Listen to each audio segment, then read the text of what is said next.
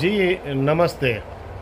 Electronics મીડિયાના માધ્યમથી હમણાં માહિતી મળી કે દરિયાપુર વિધાનસભાના માજી ધારાસભ્ય શ્રી ગ્યાસુદ્દીનભાઈ ખૂબ જ અભદ્ર ભાષામાં મુસ્લિમ સમાજના લોકો વિશે વાત કરી છે.